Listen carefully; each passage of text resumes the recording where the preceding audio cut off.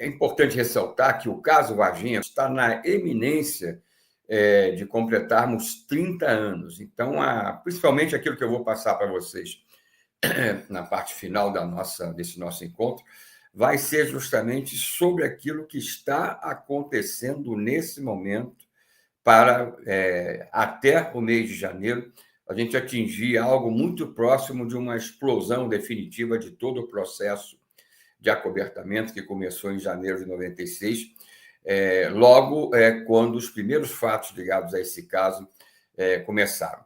Conforme também o Fábio fez menção, como se trata de um caso de 96, as últimas gerações elas não têm muita ideia daquilo que foi real.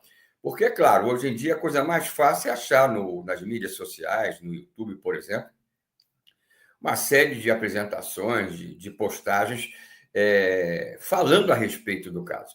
Só que, infelizmente, a grande parte desse material hoje disponível na internet, ele é postado, ou essas apresentações são por pessoas que não participaram diretamente da própria investigação. Daqueles que realmente estiveram lá desde o primeiro momento, desde o início, né? Hoje nós temos, na verdade, apenas a minha pessoa e o pesquisador Vittorio Pacatini, que foi eu vou citá-lo, vou até apresentar imagens dele comigo, ele foi a pessoa fundamental para esse caso, porque desde o início. Ele, mineiro, né, morava em BH e foi justamente para a região do sul de Minas, onde ele tinha família, né? A mãe dele ainda era viva, né, nessa época do caso, em janeiro de 96, e foi o grande responsável por transformar, naquela época de início, aquilo que era simplesmente uma sucessão de boatos que estava acontecendo sobre o avistamento de uma criatura, por exemplo, de forma inusitada, também de uma possível queda de um UFO, que era apresentado e circulava em janeiro, ainda daquele ano, né, na segunda quinzena de janeiro, para sermos mais precisos, de 96, exclusivamente no sul de Minas. Né? E por que da importância dele? Porque, como a família dele era justamente uma família que residia em Três Corações, cidade vizinha, portanto, a poucos quilômetros da cidade de Varginha, e onde estava situada a Escola de Sargento das Armas de Três Corações, que foi a instituição do Exército que não só teve participação direta e decisiva na história, mas foi a responsável também, foi o grande pilar do processo de acobertamento das forças militares em procurar e manter em sigilo o que tinha acontecido. Né? E ele já, né, depois de poucas horas de chegar de Belo Horizonte, à cidade de Três Corações, ele já conseguia gravar um depoimento explosivo de um militar do Corpo de Bombeiros local que tinha participado diretamente dessas operações e tinha sido uma das poucas pessoas naquele momento inicial, dentro da área militar, no caso bombeiro, que esteve no local, por exemplo, de uma das capturas. Reparem que eu já estou falando de uma das capturas. Isso já denota aquela clara informação de que nós estaríamos diante, na verdade, de várias delas. Mas eu vou voltar a falar do Pacatini. Nós fizemos um pequeno roteiro aqui, inicialmente em texto, para que a gente não deixe de pontuar justamente os aspectos mais importantes para vocês, para quem não tem ideia, saber exatamente o que foi o caso Varginha em termos do seu aspecto ufológico lá em janeiro de 96. Aí não vamos nos restringir simplesmente à cidade de Varginha, porque existiram coisas que aconteceram justamente entre a cidade de Três Corações, onde está ainda o exército local, e o próprio município, né, vamos colocar assim, onde nós temos informações que ocorreram várias capturas e vários avistamentos desses seres, inclusive. Então, o primeiro ponto que eu quero ressaltar, às vezes as pessoas perguntam para mim ainda hoje, aquelas que não leram o meu livro, não leram o livro do Pacatini sobre Varginha também, que foi o primeiro, o meu foi o terceiro, né? Ou que não estavam, até algumas vezes, vivas naquela época ou em idade de acompanhar a realidade de tudo que foi divulgado. Né? Então, o primeiro ponto que eu quero ressaltar, que reforça já de início a ideia de estarmos diante realmente de uma nave que caiu, uma nave alienígena que caiu realmente no sul de Minas, né? Isso aí a gente pode até, na hora das perguntas, passar mais alguns detalhes sobre isso, né, se houver esse tipo de interesse por parte de algum de vocês. Mas a informação, a primeira informação que a gente tem, na verdade, do caso, que deu origem à própria pesquisa, por um antigo amigo nosso, que hoje nós estamos afastados, que deu início à investigação, foi o pesquisador e ufólogo Ubirajara Franco Rodrigues, morador da própria cidade de Varginha, né? Então, o que aconteceu? Na tarde do dia, no dia 20 de janeiro, por volta das 3h30 da tarde, duas meninas, né, 14 e 16 anos naquela época, Liliane e Valquíria, na verdade, a Liliane com 16, a sua irmã Valquíria com 14, e mais a amiga Kátia Xavier, que é uma das meninas do caso que atualmente eu mantenho ainda mais contato na atualidade, depois de quase 30 anos, foram cortar caminho para chegar na casa da família Silva, ou seja, da Liliane e da própria Valquíria, por um terreno baldio, no bairro Jardim Adélia, né? Vindo de uma casa onde elas tinham ido, inclusive, ajudar a Kátia num processo lá de se cuidar da casa, de limpeza, vamos colocar assim, né? E aí, nesse terreno, que tinha como limite, num dos seus lados, na realidade, o único limite na época, um muro de uma oficina mecânica, as pessoas, vamos chamar meninas, a Kátia Xavier tinha na época 21 anos, ou seja, era bem mais velha, viram uma coisa que de início pensaram ser uma estátua de forma inusitada, próxima a esse morro, né? E aí pararam, né, naquele seu movimento, né, para atravessar o tal terreno baldio, sem edificação, para olhar aquilo, né? E aí perceberam que aquilo era algo, para espanto das três, vivo. Por quê? Porque essa entidade, aí já esse ser, já que estava sendo percebido, não mais algo sem movimento, voltou a sua cabeça em direção às meninas. Aí elas viram e foram impactadas pela visão de algo vivo, apartado de tudo que elas poderiam imaginar existir no nosso planeta, né? Era um ser de 1,5 metro no máximo de altura, uma cabeça volumosa, com se fala 3 chifres, não eram 3 chifres, eram 3 ondulações, né? Uma na parte central, na parte craniana, né? Os olhos eram proeminentes, sem pupilas aparentes, vermelhos, né? A noção de boca ou nariz era algo praticamente imperceptível, né? O ser tinha membros, né? Os braços e as pernas muito finos, né? E havia na parte aqui, por exemplo, dos 2 ombros, uma série de veias saltadas, principalmente nesse ponto. E essa entidade, essa criatura, visivelmente estava sofrendo, estava passando uma noção de dificuldade, né? Os pés eram agigantados, desproporcionais. Ela estava agachada, conforme eu estava falando, próximo a esse muro. Elas, quando viram realmente que se tratava, isso a partir de poucos metros de distância, de algo realmente assustador, elas, de início, pensaram até em algo demoníaco, correram assustadas, chorando, e chegaram em casa. Então, foi esse caso que vocês certamente, esse detalhe da história, que vocês certamente ouviram falar pela primeira vez, né? Isso, pelo menos, para quem acompanhou o caso, não apenas em época recente, né? Porque hoje você tem várias postagens, várias lives em que as pessoas começam a falar daquilo que desejam, seja isso crível, fazendo parte da história ou não. O que aconteceu? Então, aí é que entra o doutor Birajara Franco Rodrigues, esse advogado, que era amigo pessoal meu há mais de 20 anos, conferencista da área ufológica, e ele me convidou para ir para Varginha, mas ele começava a investigação. Aí, logo dias depois, é que chega o Pacati. Só que foi esse caso, na verdade, que deu origem a toda a boataria inicial, né? Então, quando chegou o Pacatini, aí se descobriu que a coisa era muito maior e havia um envolvimento realmente militar por parte do Exército Brasileiro na história, né? Do Corpo de Bombeiros e da Polícia Militar. O que eu quero dizer com envolvimento, para ficar bem claro? esse aspecto que eu quero frisar agora, já no início. Envolvimento significava o quê? O Exército era o grande comandante dessas operações e exercia o seu comando em cima dos bombeiros locais e da polícia militar, do batalhão também da cidade de Varginha. Agora, cada força dessa participou de momentos decisivos. Por exemplo, o Exército ele teve envolvimento durante dias e dias dessa história, inclusive com o transporte de mais de uma criatura que acabou sendo capturada, e às vezes até em pontos diferentes. Por exemplo, agora o que a gente sabe?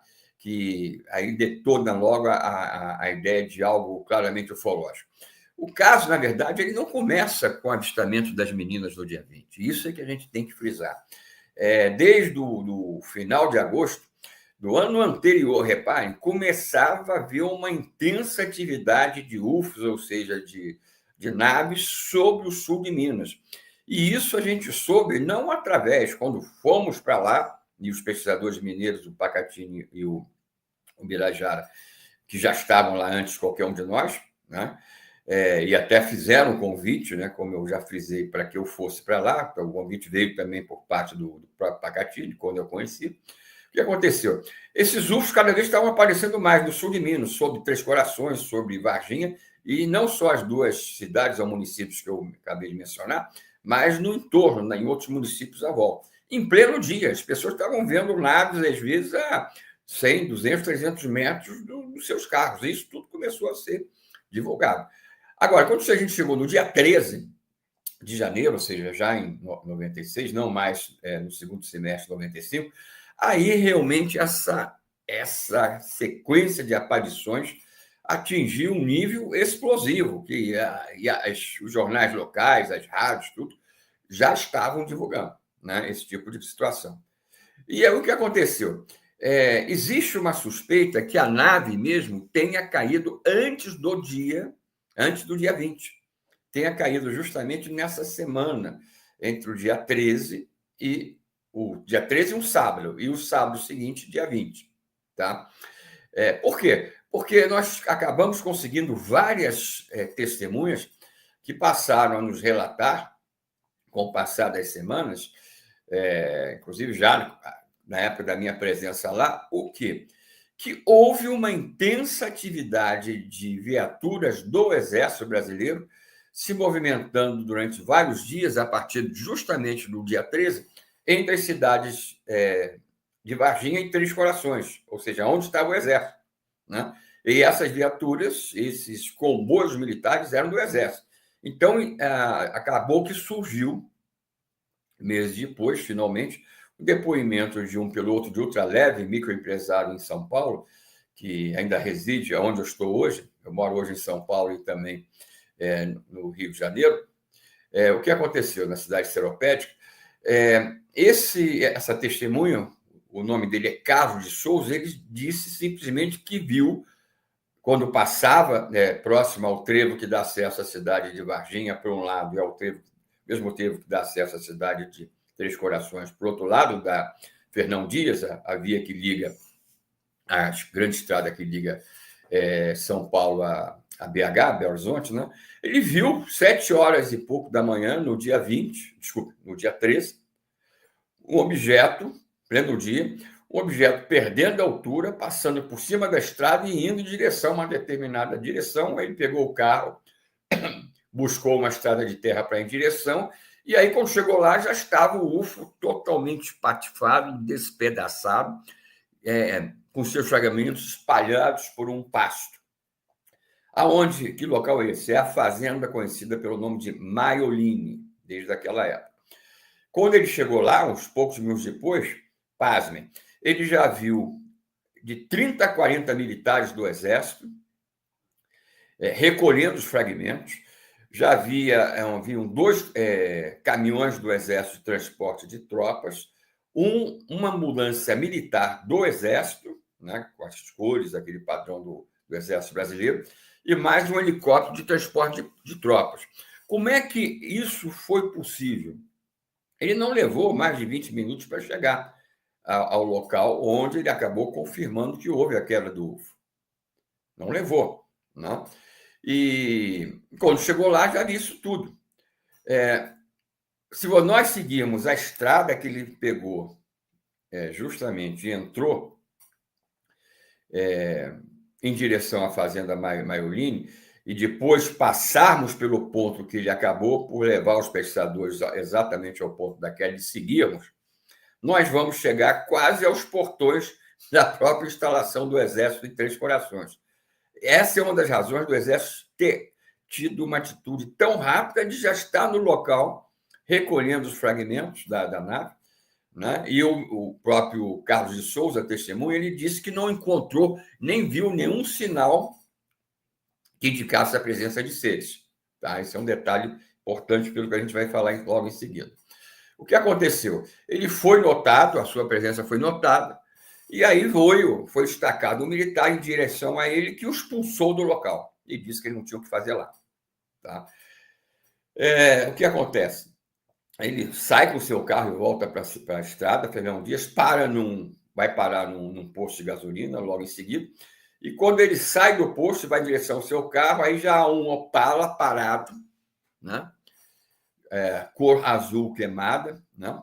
Sem identificação qualquer militar, e com duas pessoas dentro. Um deles sai sem também qualquer traje que indicasse uma força armada, por exemplo, mas tudo indica que se tratava de membros, provavelmente, da inteligência do Exército.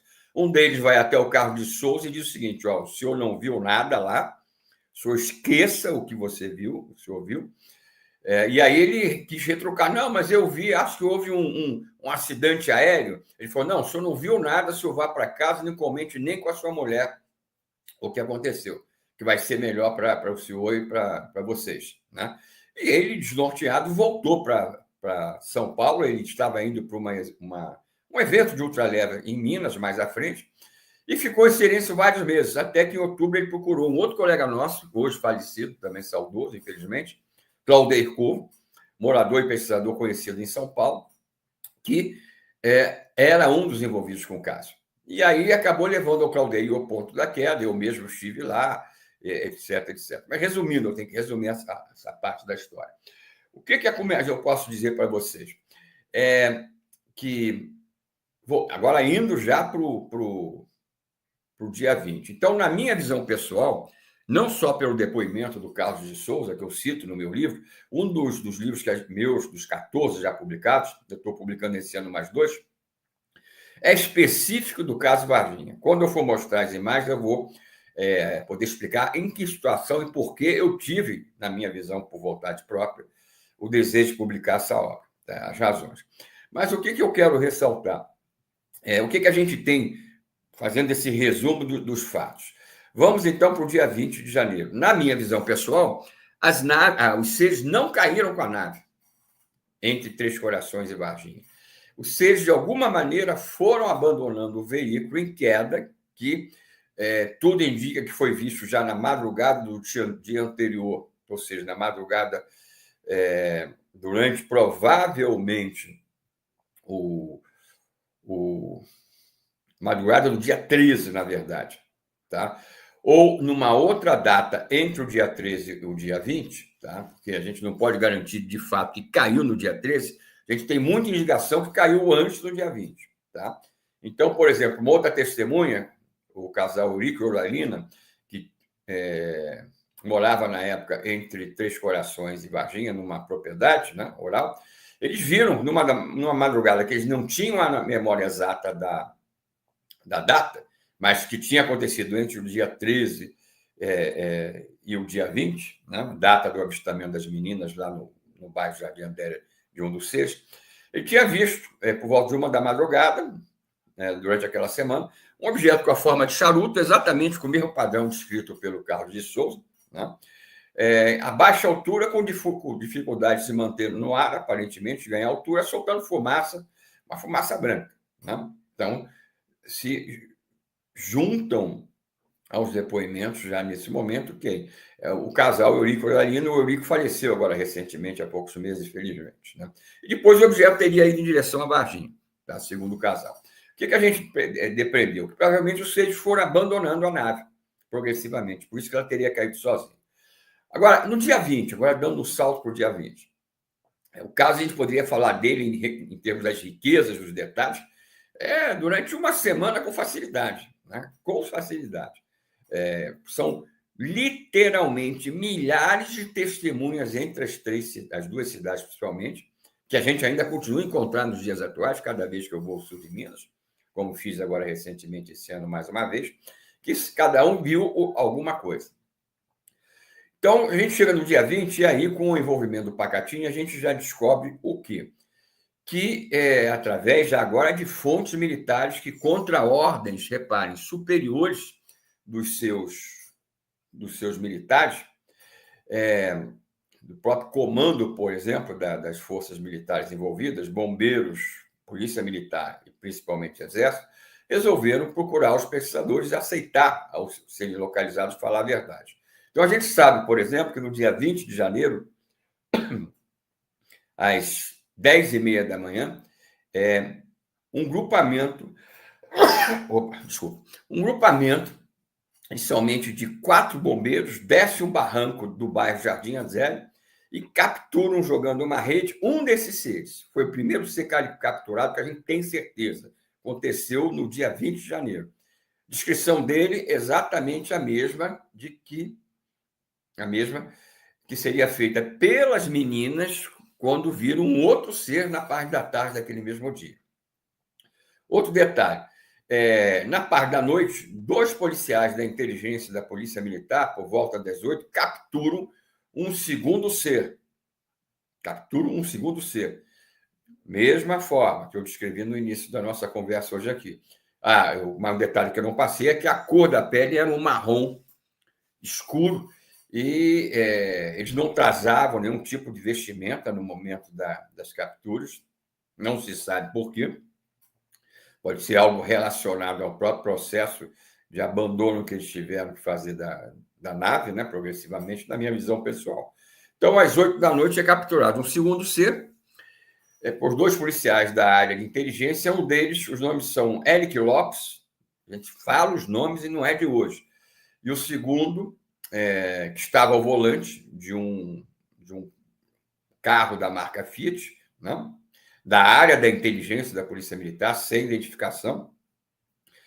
E o segundo participante dessa captura, que foi quem segurou com as mãos, sem nenhuma proteção, sem luva, sem nada, foi o Marco Elixerez, que eu conheço bem a família, já estive várias vezes com a irmã, tá?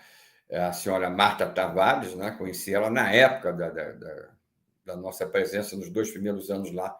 Na verdade, dentro do primeiro ano ainda do caso, né? Quando ela foi localizada. Esse ser vai ser levado para um hospital regional, no centro da cidade, e tudo isso começou a gerar uma movimentação de militares dentro do hospital. Ele acabou sendo retirado e levado para o hospital Humanitas, numa das saídas da cidade, onde ele veio a falecer. E reparem, foi retirado por uma criatura, ou melhor, foi retirado já morto do hospital Humanitas, na seguinte situação: falecido, já tinha ido a óbito, por militares do Exército Brasileiro num comboio que envolveu 3 caminhões. 3 caminhões, tá? É claro que ele foi num desses caminhões, né? Tá? E o que aconteceu? Eu tive a chance com o Pacatini, no dia 4 de maio daquele ano de 96, de gravar um depoimento em vídeo sobre esse aspecto do caso, dado pelo próprio militar, que fazia parte justamente desse comboio militar, e esse militar viu o próprio ser, para vocês terem uma ideia, porque a gente começou a ter contato com militares que tinham participado em contra-ordens superiores, como eu falei, dos seus comandos, do próprio Exército nesse caso, resolveu falar a verdade e se deixar gravar. Não foi VHS, foi Super V. Era um tipo de fita daquela época, um pouco mais, de maior qualidade um pouco do que o VHS comum, né? Então, a gente tinha já certeza que na parte da manhã um ser tinha sido capturado, na parte da tarde, da noite, um outro tinha sido capturado, e o da noite provavelmente era o avistado pelas meninas na parte da tarde. Deixa eu ver aqui o meu roteirozinho aqui, tá? ir acompanhando o tempo. O que a gente vai ter? Isso é um resumo. A gente não vai poder falar de outros detalhes ligados a esses seres que também aconteceram, a outros seres que aconteceram nesse dia 20. Só que esses são aqueles que a gente não tem dúvida, esses fatos que eu estou narrando agora. Por quê? Porque a gente tem uma questão de podermos comparar os testemunhos civis com os militares que confiaram em nós dentro da estrutura dessa história. Tá? Aí o que acontece?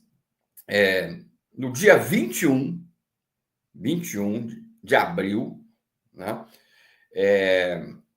a senhora Terezinha Kleff, que era esposa de um político, né, da região muito conhecido, dentro do zoológico da cidade, numa festividade, num aniversário, na área na época, salão de festas dentro do próprio zoológico, vê uma criatura exatamente com o mesmo padrão, só que ela não estava abobada, ela não estava sofrendo, né? E ela trazia uma espécie de um elmo metálico na cabeça. Ela teve a chance de ver essa criatura viva, em perfeito estado, a poucos metros de distância, né?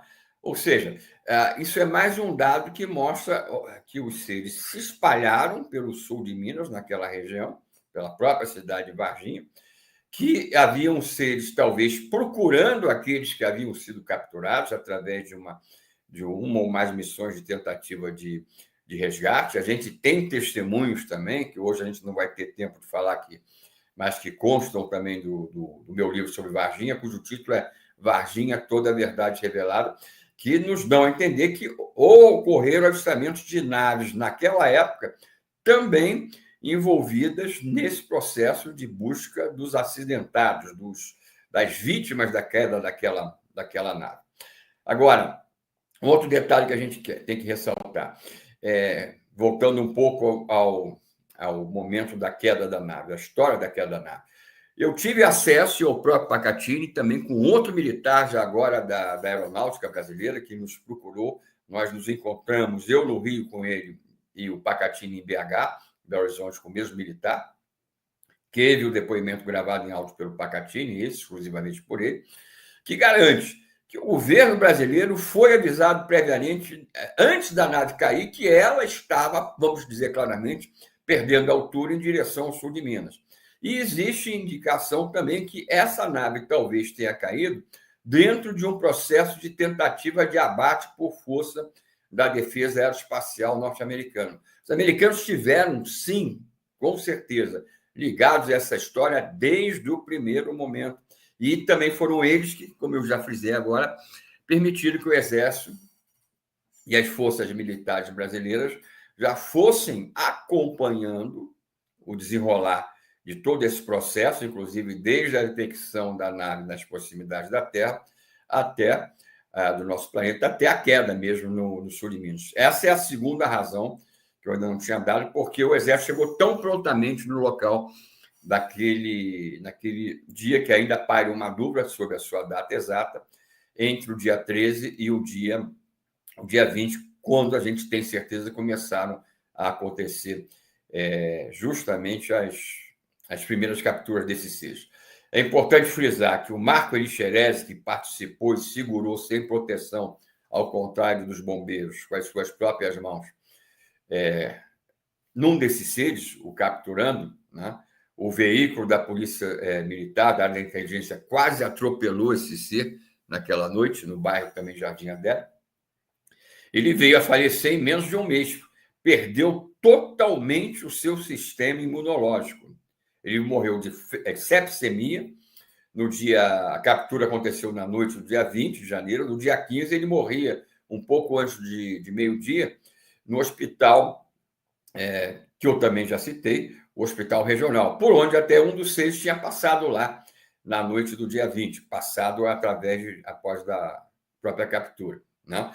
O Exército tentou manter em sigilo esse assunto, a Polícia Militar tentou manter em sigilo esse assunto, mas a própria família do rapaz deu confirmações dizendo que ele estava de fato de serviço naquela noite, que ele tinha participado tinha sido recrutado para uma missão especial que acabou levando o rapaz ao óbito, né? Então, é um caso, como eu costumo dizer, que tem mortes dos dois lados da história, por parte do lado dos seres e por parte nossa.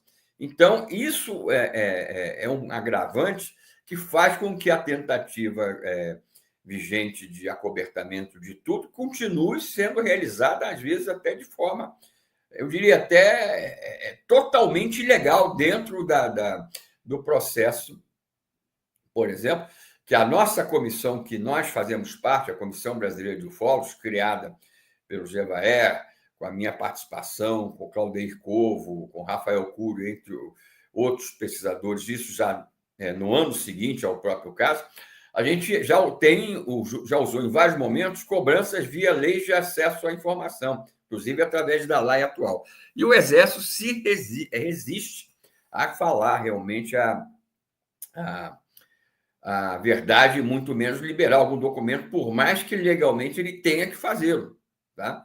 A gente está numa luta nesse momento em relação a isso, inclusive. Né? Então, esse aspecto de esse tipo de ser ou essa tipologia está associada a algum tipo de contaminante perigoso para a forma humana, com certeza se tornou uma coisa explosiva que ajudou o Exército e aqueles envolvidos com esse acobertamento a perceberem que não podiam falar abertamente dessa história.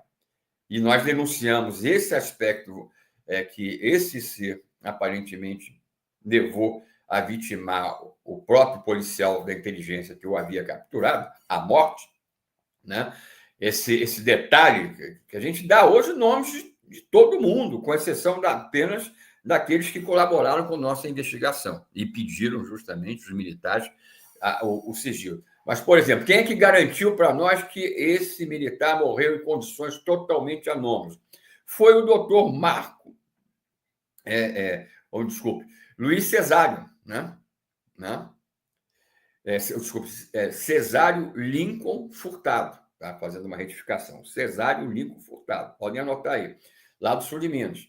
Ele, nos últimos momentos da vida dele, ele estava sendo tratado por esse médico, que anos depois, não na hora, é claro, resolveu contar que realmente foi uma morte sem explicação para ele, porque eles usaram todo o conhecimento da nossa medicina, com antibióticos dos mais modernos, e o processo de infecção generalizada não foi solucionado. Por quê? Ele que deu o primeiro depoimento em relação a esse aspecto que eu falei. Porque o rapaz, por causas, repare, totalmente desconhecidas, perdeu o seu sistema imunológico, ou seja, ele morreria de gripe se ele pegasse o vírus de qualquer gripe aí, que qualquer um de nós poderia resistir. Né? Tá? Então, esse aspecto é uma das coisas gravíssimas. Outro aspecto grave é o envolvimento americano, que poucas horas depois, né, já tinha colocado dentro da própria Escola de Sargento das Armas de Três Corações, ou seja, do Exército que comandava isso tudo, lá, por exemplo, no segundo dia, né, depois do dia das primeiras capturas que a gente tem conhecimento, já haviam, segundo as nossas fontes militares da Força Aérea Americana, ou seja, da USAF, fardados, lá dando assessoria e exercendo, eu diria, até um controle, né, das coisas. Né? Esses seres foram, de fato, capturados, a nave, os seus fragmentos foram recolhidos, foi recolhida, não? E tudo, infelizmente, ou quase tudo desse caso, foi para a cidade de Campinas e de lá, num voo da USAF, dado literalmente de presente, vamos dizer assim, para o governo americano, dentro de uma espécie de acordo, que eu vou falar para vocês hoje quem veio ao Brasil falar, ou melhor, assinar esse acordo. Eu vou citar agora na parte das imagens, vocês vão ver aquilo que nós divulgamos em primeira mão nesse meu livro, tá? Varginha, Toda a Verdade Revelada, tá? Aqui ele acabou de ser lançado na terceira edição, porque ele ficou vários anos esgotado, com as duas edições iniciais esgotadas, e ele foi protocolado, reparem, Quem está envolvido com o caso mesmo hoje, como Pacatini, como eu e mais alguns pesquisadores, a gente assume aquilo que a gente faz e tem tido atitudes que mostram o nosso comprometimento com a verdade. Porque é muito fácil qualquer pessoa falar, né? O Exército acobertou, o Exército acoberta, foi tudo de presente dos Estados Unidos. E ninguém dá nome de ninguém, não é o nosso caso. O meu livro, que vocês acabaram de ver agora, que a gente lançou agora há poucas semanas atrás, vocês podem, inclusive, adquirir diretamente comigo, ele foi lançado agora, há poucos meses antes do aniversário de 30 anos, porque ele faz parte agora de uma campanha de cobrança do Exército da verdade, que eu ainda agora vou citar para vocês alguns aspectos. Tá? Eu vou pedir para o Fábio ou para o Vitor passar agora as imagens rapidinho para nós. Esse é o inquérito policial militar, reparem o volume, que nós conseguimos a liberação dentro da campanha UF Liberdade e Informação Já, tendo à frente o nosso, na época era o nosso coordenador, hoje a CBU, a Comissão Brasileira de Ufólogos, é presidida por mim desde janeiro do ano passado, eu sou o único fundador hoje presente na CBU, dos que foram aqueles ufólogos que a fundaram a partir do GEVAE em 97, e eu tive a incumbência de analisar esse inquérito policial, que não foi um inquérito policial para dizer se o caso era verdadeiro ou não. Isso foi mantido em segredo. Era um inquérito policial para quê? Para tentar se descobrir quem, entre outros motivos, quem estava conversando conosco dentro das Forças Armadas, principalmente por parte do Exército, né, contra as tais ordens superiores, e também eles tinham que criar uma versão fictícia para convencer os demais membros do Exército Brasileiro, principalmente da Escola de Sargento das Armas em Três Corações, que tinha sido tudo uma ficção, essa história da questão ufológica por trás de tudo que tinha acontecido. Né? Pode botar o próximo. Aqui você já tem a versão em PDF, que a gente hoje disponibiliza, né, para qualquer pessoa que queira. E o livro que eu acabei de mostrar para vocês, na edição inicial de 2015, ele foi logo nos dias seguintes, reparem, protocolado como denúncia contra o acobertamento do Exército, aonde? Dentro do próprio Ministério da Defesa. Ou seja, quem faz uma coisa dessa tem a convicção, é claro, como eu tinha, os meus parceiros, ainda de hoje, de que a gente tem que lutar contra isso, independente de qualquer tipo de risco. Você vai fazer um protocolo de uma obra de denúncia com teor, como esse livro. Esse livro mostra até, para vocês terem uma ideia, como o Exército falseou a verdade dentro desse PM. Pode botar o próximo. Olha, o livro foi lançado, como eu falei, a primeira edição em 2015. 2 anos antes, em 2013, portanto, essa é uma foto oficial repare, do Ministério da Defesa, de um encontro patrocinado pelo então ministro Celso Amorim, ministro do Ministério da Defesa, na parte inferior do U, aí do lado esquerdo, a gente tem o doutor Ari Matos, que era o representante do ministro na reunião. Do lado esquerdo, representante das 3 Forças Armadas, oficialmente requisitados pelo Ministério da Defesa para interagirem conosco e ouvir as nossas cobranças contra o fim do acobertamento. Primeiro aparecia à direita o Gevaer, nosso grande amigo e irmão saudoso hoje, infelizmente, desde dezembro de 2022. Né? Em seguida, o Fernando Ramalho, que sempre cuida, ele, como eu já falei, o idealizador inicial que teve a ideia inicial da própria Comissão Brasileira de Ufólogos, né? E que criou uma campanha aí junto comigo, chamada UF Liberdade de Informação Já, que foi que cobrou os documentos serem liberados, começando pelos da Força Aérea. A Força Aérea já liberou mais de 10 mil páginas de documentos oficiais.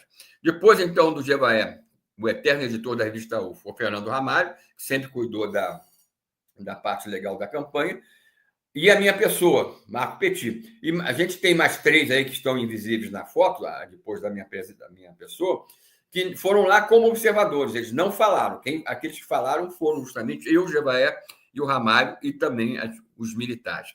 Lá a gente cobrou. A Força Aérea liberou mais documentos e o Exército simplesmente ficou em silêncio. E nós tivemos que fazer um resumo do caso Varginha lá, para quem? Eu, pessoalmente, para o próprio representante do ministro. Como o Exército manteve-se em silêncio, 2 anos depois, aí sim, eu publico o livro. Pode botar o próximo, por favor. Eu publico esse livro, que eu acabei de mostrar para vocês agora, a 3ª edição, que está disponível, na 1ª edição. Esse foi a forma do livro publicado no Ministério da Defesa. Próximo. A gente vai ter que correr um pouco. Aqui, o documento assinado pelo Ramalho, que era o nosso coordenador lá em Brasília, que trabalha dentro do Congresso Nacional, e à direita, o número do protocolo da denúncia feita contra o Exército lá dentro do próprio Ministério da Defesa. Né? O Exército, até hoje, se mantém em silêncio no que diz respeito a responder os questionamentos feitos pelo livro. Próximo. Isso aqui eu não vou ter tempo de ler, mas aí o Exército, a partir desse livro, começou a falar que fez realmente o inquérito policial militar, mas não dá o resultado do inquérito policial militar, que o Exército tenta vender a ideia, através dele, que foi uma confusão com um cidadão com alguma deficiência mental e física, né? Um absurdo, né?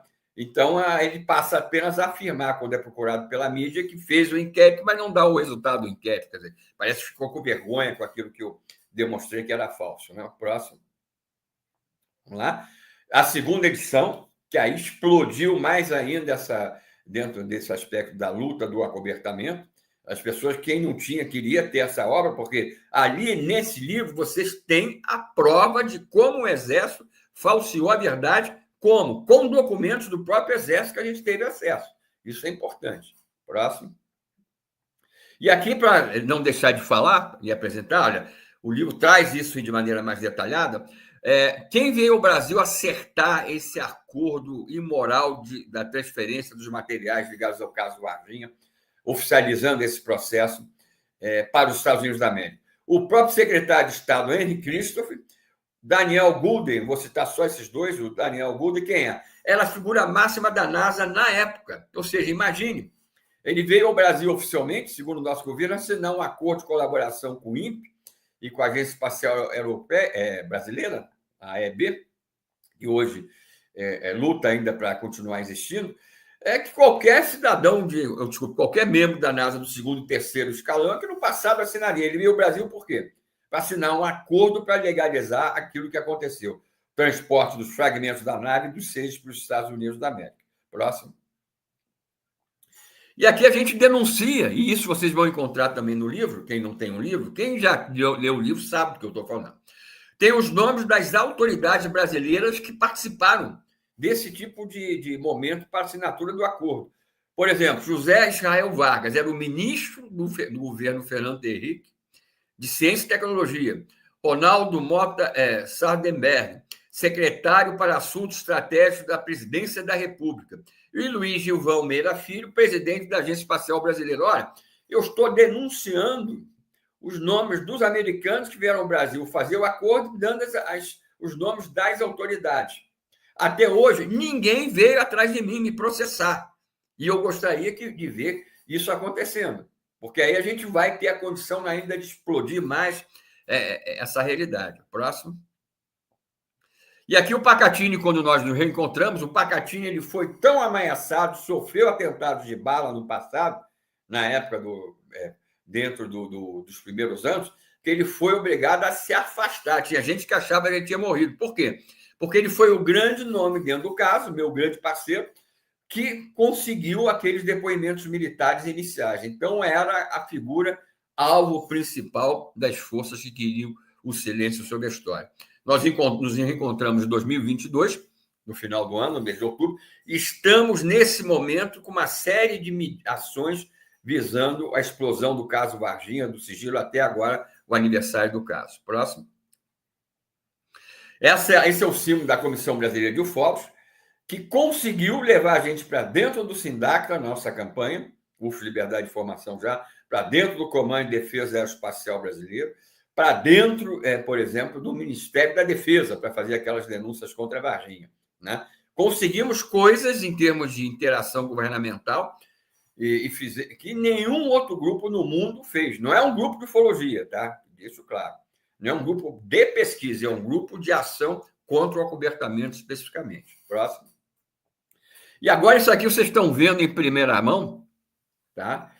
É um documento do Congresso Nacional a respeito de uma audiência pública de denúncia contra o acobertamento militar brasileiro, aqui um foco em Varginha, de uma audiência pública dentro do Congresso Nacional, já apoiada pelo deputado Chico Alencar, que fez a requisição dessa audiência pública de denúncia, a pedido nosso, da Comissão Brasileira de Ufólogos, e isso provavelmente já vai acontecer, só está faltando a marcação da data. Quem vai ao Congresso Nacional falar disso tudo, principalmente com foco em Varginha? Eu, o Pacatini, que foi, inclusive, eu não tinha dito, respondeu ao inquérito policial militar pelas que eu aí vim analisar e mostrar as formas que o Exército tentou manipular para esconder a verdade, né? Ele respondeu ao inquérito, por quê? Porque o livro dele foi o alvo do inquérito. O primeiro livro dele, lançado no final de 96. Né? Então, aqui é um print que nós fizemos, eu recebi do nosso parceiro Ramalho, agora há poucos dias atrás, mostrando que a nossa audiência já está marcada, já está, melhor dizendo, aprovada e que aguarda apenas a marcação da data para que a gente faça lá no Congresso essa denúncia contra o acobertamento. Próximo. É o museu lá do ET, como é chamado, o memorial do ET, como oficialmente é conhecido, lá em Varginha. A prefeitura da cidade está fazendo uma luta grande para a preservação da história do caso, criou esse museu e vai agora nos dias 24 e 25 de janeiro, por ocasião da época do aniversário do caso, no próximo ano, fazer um mega evento para que a gente esteja lá em Varginha, entrando em contato com a mídia nacional e internacional, como conferencistas que vamos ser, para fazermos uma espécie de uma denúncia final contra tudo que a gente está conversando hoje aqui, que foi feito pelas forças militares tentando manter o sigilo. Tá? Pode botar o próximo. A gente vai ver. Sou eu lá, agora em época recente, do lado das minhas declarações expostas dentro do museu, com uma foto minha da época, né? Então, quem vai lá ao museu vê tudo aquilo que a gente fez de mais importante lá estampado, lá sendo declarado. E o próprio livro meu agora, que pode ser adquirido, porque o que aconteceu? As pessoas queriam esse livro e eu achei que eu não ia mais publicar. Mas devido à aproximação, como eu falei agora há pouco, não só o livro do Pacatini acabou de ser relançado, mas o meu também, justamente para que a gente possa levar essas duas obras dentro do Congresso Nacional e apresentar lá para os deputados como os documentos, objetivamente falando, contra o sigilo da verdade. Né? Próximo.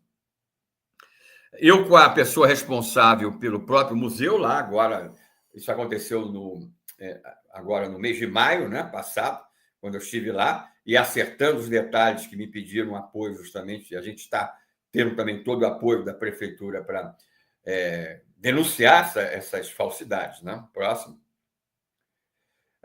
Também na ocasião também da minha ida anterior, eu, com a Liliane, uma das meninas que fez o avistamento da criatura na tarde do dia 20 de janeiro, e a secretária de Turismo, Rosana Carvalho, da esquerda para a direita, a Liliane, testemunha do caso e do avistamento da criatura, que deu origem à investigação, e eu, lá agora. Todos nós juntos, nesse momento decisivo, agora desses próximos meses, contra o acobertamento até o evento do dia 24 e 25 lá. Eu vou fazer a palestra de abertura com o vídeo da secretária. Né?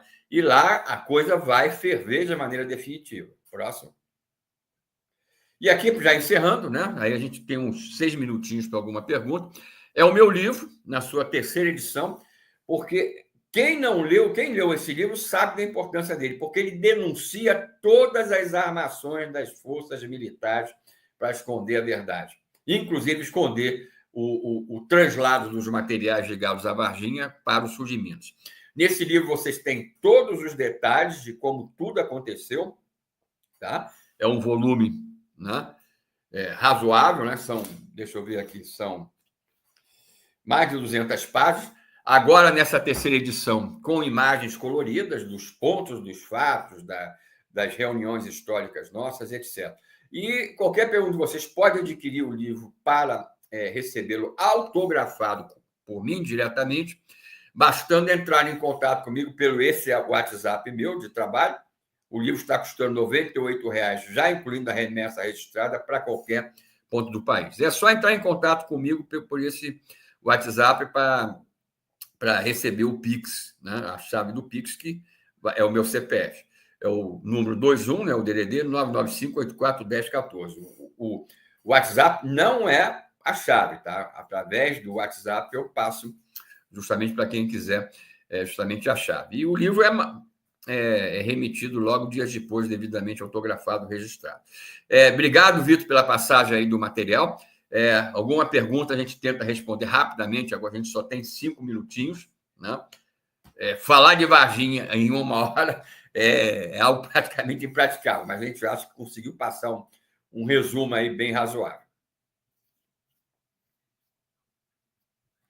Oi, Petit. Temos 3 perguntas aqui. Será que a UFO foi derrubada? Eu estava vendo aqui, Tá, eu vi. Olha, tudo indica, segundo as nossas fontes militares, que ele sofreu sim uma tentativa de abate. Agora, uma coisa que eu quero ressaltar é o seguinte: essa forma, isso eu não falei, mas é importante, essa forma dos seres de Varginha, elas indicam um tipo de raça, vamos colocar assim, ou de ser, que não faz parte do contexto daqueles que entram em contato normalmente com a nossa humanidade. É como se eles estivessem passando aqui pelo nosso sistema numa determinada situação especial e acabaram sendo derrubados. Tá? É o único caso que a gente tem da pesquisa ufológica, que eu tenho conhecimento, em que os seres traziam algum tipo de risco dentro desse processo de contaminação, por exemplo, para quem entrava em contato de pele. Isso é uma coisa que eu tinha que ressaltar. Tá? Dentro da questão ufológica, dos contatos que nós analisamos, nas minhas outras obras, por exemplo, não há esse tipo de situação de risco para esse tipo de experiência.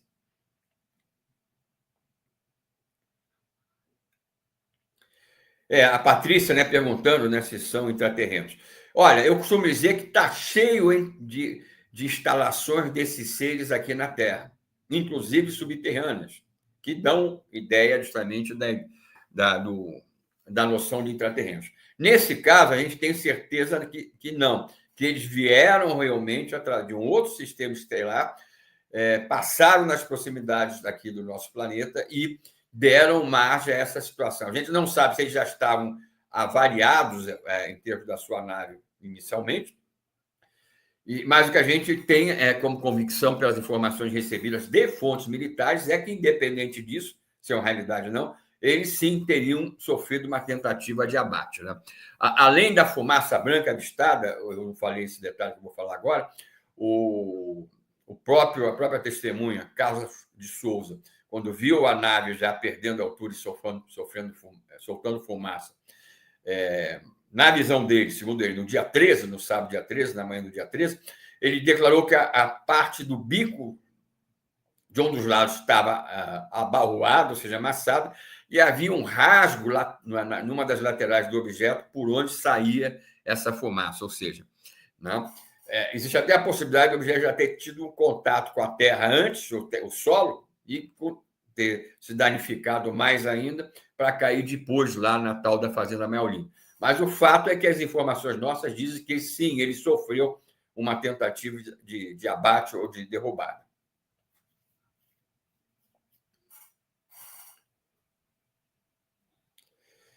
Se já estava sendo monitorada, estou vendo aqui. Sim, com certeza estava sendo monitorada pelos americanos, tá? Através do NORAD, ou seja, o seu sistema de defesa aeroespacial. Porque não há como o Exército Brasileiro chegar tão rápido ao local se ele não estivesse sendo, vamos dizer assim, municiado de informações. Né? É claro que essas informações depois passaram, provavelmente, através da Força Aérea, através do contato com a USAF. Isso quando já estava dentro da nossa atmosfera. Mas parece que os americanos alertaram o governo brasileiro antes até da entrada na nossa atmosfera do objeto.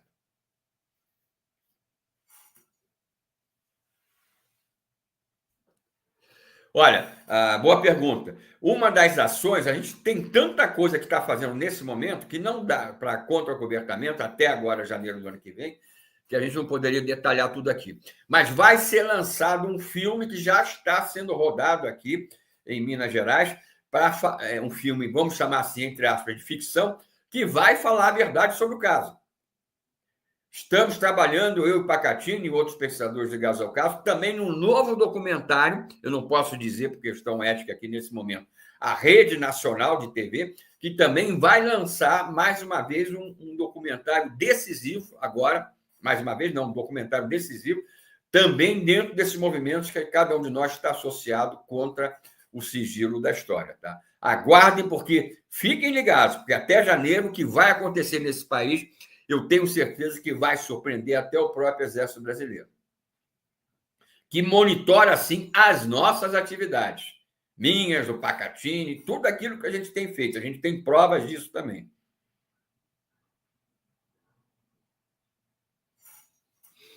É importante, sim, o cinema trazer esse assunto. Eu acho que a gente estourou o tempo, né, Fábio? Tá tudo certo.